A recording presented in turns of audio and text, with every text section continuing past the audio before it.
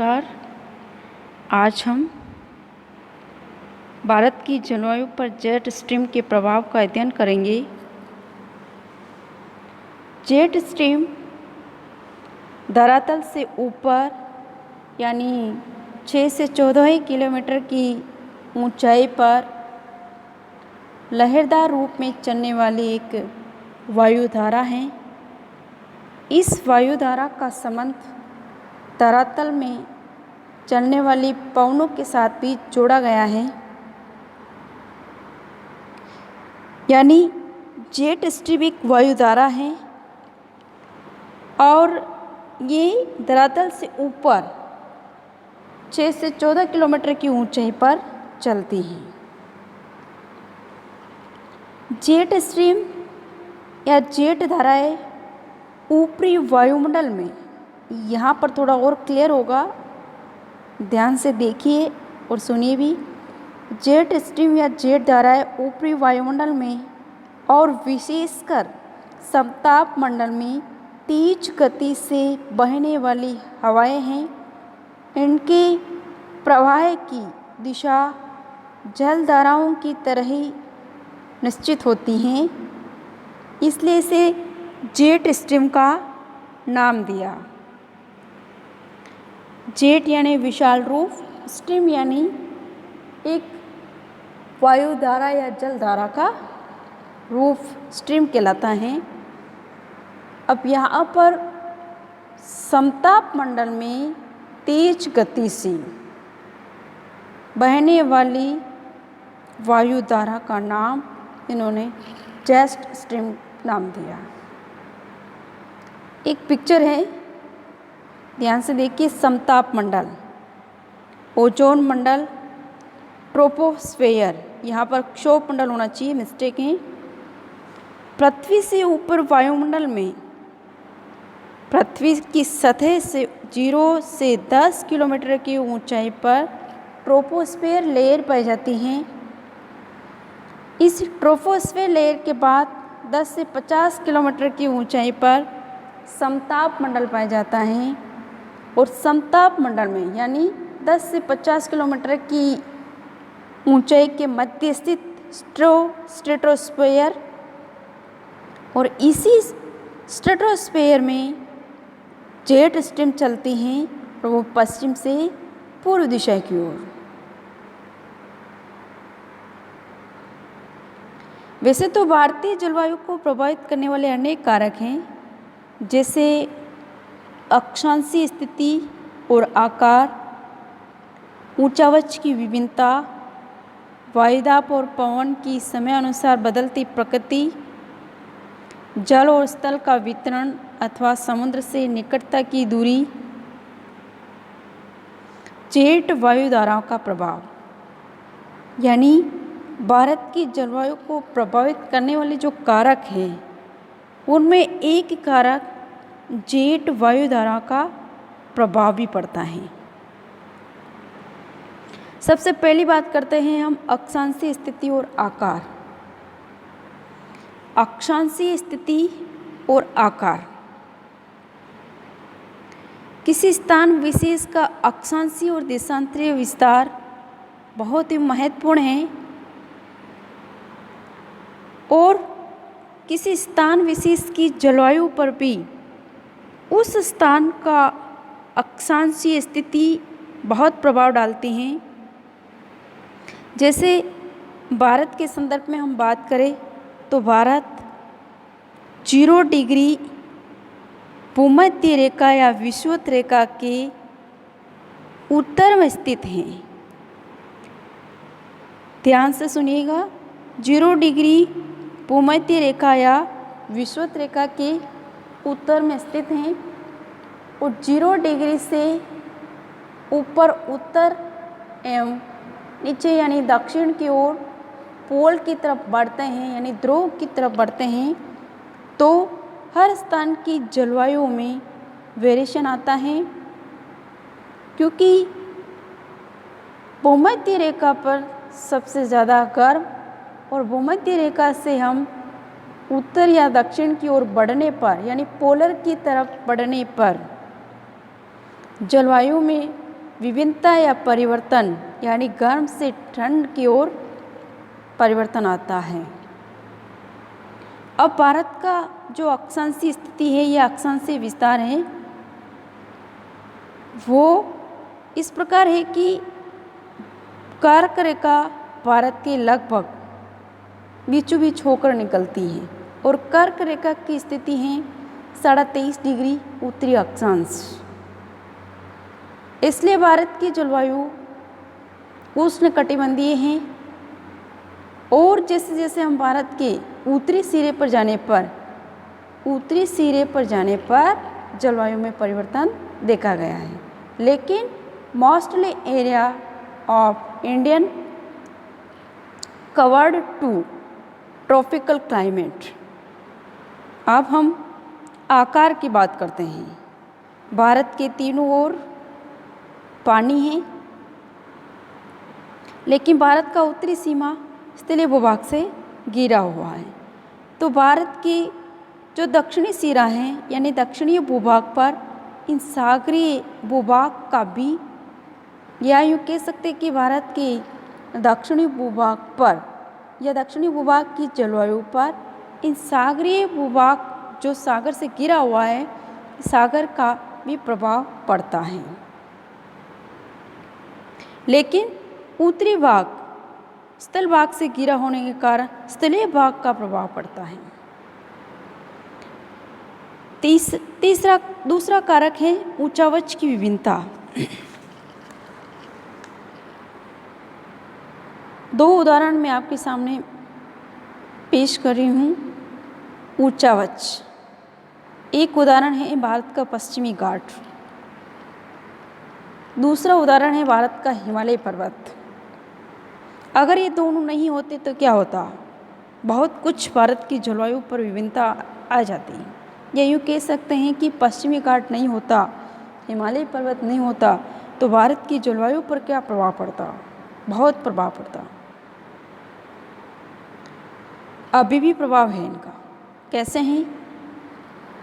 पश्चिमी घाट पश्चिमी तटीय मैदान और पश्चिमी भूभाग पर मूसलाधार बारिश में सहायक है, क्योंकि जैसे ही सागरीय मानसून पश्चिमी तटीय मैदान पर प्रवेश करता है तो पश्चिमी घाट यानी पठारी भूभाग से सामना करना पड़ता है और यह भूभाग हवाओं को रोककर मूसलाधार बारिश करने में सहायक है।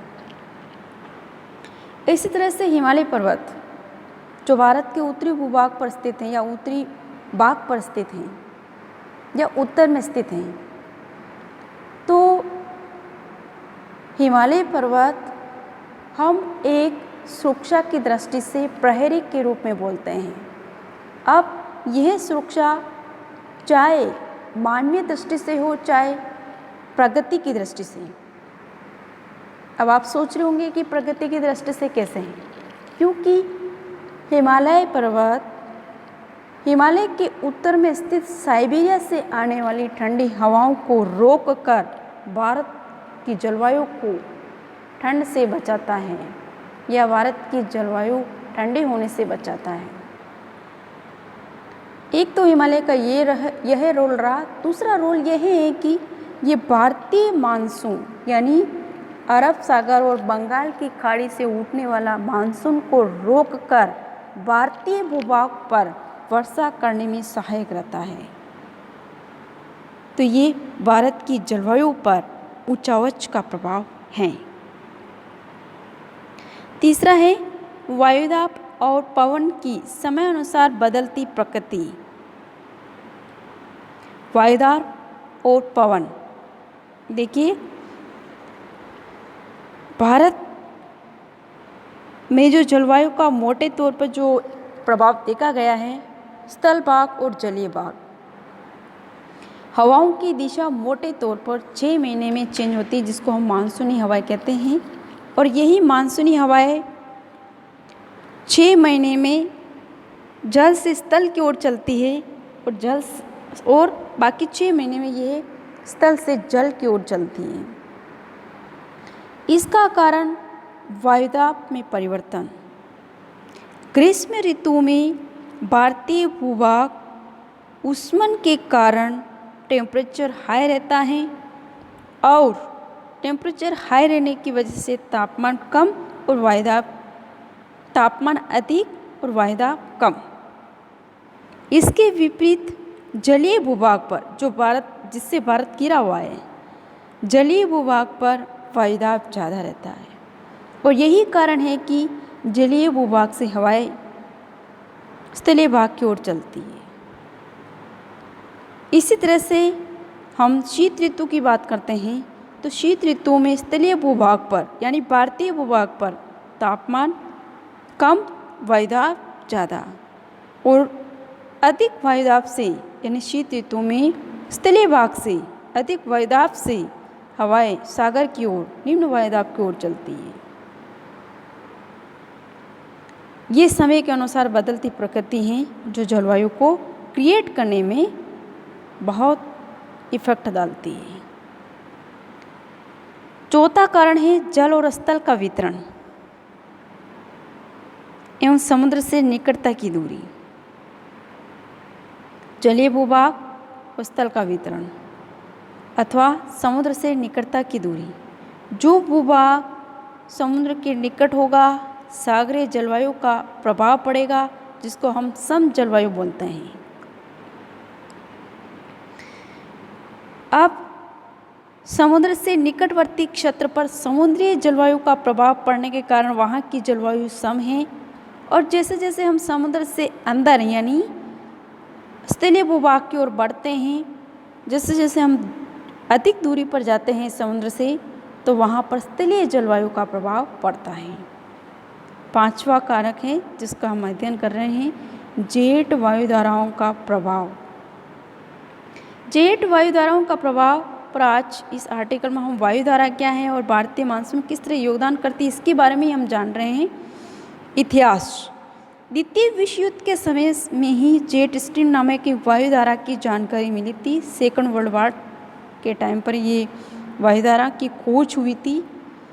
इस वायुधारा की जानकारी 1945 ईस्वी में मिली थी, लेकिन 1949 में जेट स्ट्रीम के साथ विश्व जलवायु के संबंधों को भी जोड़ा गया है। पूरे विश्व में जेट स्ट्रीम के 4 प्रकार हैं, पर भारत के संदर्भ में यदि देखा जाए तो जेट स्ट्रीम 2 प्रकार की होती है। एक है पछुआ जेट स्ट्रीम जो 20 डिग्री उत्तरी अक्षांश से 35 डिग्री उत्तरी अक्षांश, और दूसरी है पूर्वी जेट स्ट्रीम 8 डिग्री से 35 डिग्री के बीच ये चलती हैं। लेकिन यहाँ पर हम जो बात कर रहे हैं दोनों के लिए बात कर रहे हैं पश्चिमी जेट स्ट्रीम। यह स्थायी जेट स्ट्रीम है। ये साल भर चलती हैं। इनके प्रवाह की दिशा पश्चिमी उत्तर भारत से लेकिन दक्षिण पूर्व की ओर चलती है, यानी मोटे रूप से हम कह सकते हैं कि पश्चिम से पूर्व की ओर चलती है। पश्चिमी जेट स्ट्रीम का संबंध सूखा, शांत, शुष्क हवाओं से है। यह शीतकाल की आंशिक वर्षा के लिए भी उत्तरदायित्व है। देखिए एक लाइन में ये बताया है कि जेट स्ट्रीम भारत के लिए सूखा और शुष्क हवाओं के द्वारा ये इफेक्ट डालती है और शीतकाल में जो मावट होती है जो भूमध्य सागरीय से उठने वाले चक्रवातों से होती है, भूमध्य सागर से उठने वाले चक्रवातों का संबंध इसी पछुआ जेट स्ट्रीम से है और यही भारत तक लाने में और मावट करने में सहयोग करती है। पूर्वी जेट स्ट्रीम पश्चिमी जेट स्ट्रीम के विपरीत पूर्वी जेट स्ट्रीम की दिशा दक्षिण पूर्व से लेकर पश्चिम उत्तर भारत की ओर है। ये अस्थायी है और इसका प्रभाव जुलाई, अगस्त, सितंबर में ही देखा गया है। पूर्वी जेट स्ट्रीम भारत में मूसलाधार वर्षा के लिए उत्तरदायी है। देखिए दोनों में यही डिफरेंट है। पश्चिमी जेट स्ट्रीम सूखा और पूर्वी जेट स्ट्रीम बारिश संपूर्ण भारत में जितनी भी वर्षा होती है उसका 74 हिस्सा जून से सितंबर महीने तक होता है और यही पूर्वी जेट स्ट्रीम से ही संभव हो पाता है। पूर्वी जेट हवा गर्म होती है, इसलिए इसके प्रभाव से सतह की हवा गर्म होने लगती है और गर्म होकर तेज़ी से ऊपर उठने लगती है और इसी से पश्चिमोत्तर भारत सहित पूरे भारत में एक निम्न वायुदाब का क्षेत्र बन जाता है। और पूर्वी जेट हवा गर्म होती है, इसलिए इसके प्रभाव से सतह की हवा गर्म होने लगती है और गर्म होकर ये तेज़ी से ऊपर उठने लगती है। इससे पश्चिमोत्तर भारत सहित पूरे भारत में एक निम्न वायुदाब का क्षेत्र बन जाता है। इस निम्न वायुदाब के क्षेत्र की ओर अरब सागर से नमी युक्त उच्च वायुदाब की हवाएं चलती हैं। अरब सागर से चलने वाली यही नमी युक्त हवा भारत में दक्षिणी पश्चिम मानसून के नाम से जाने जाती है।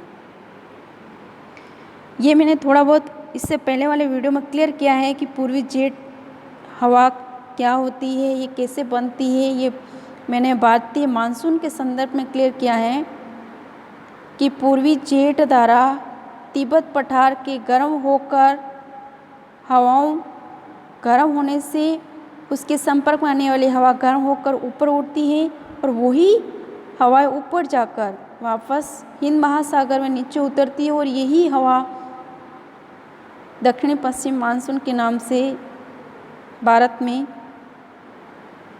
मूसलाधार बारिश करती है। धन्यवाद।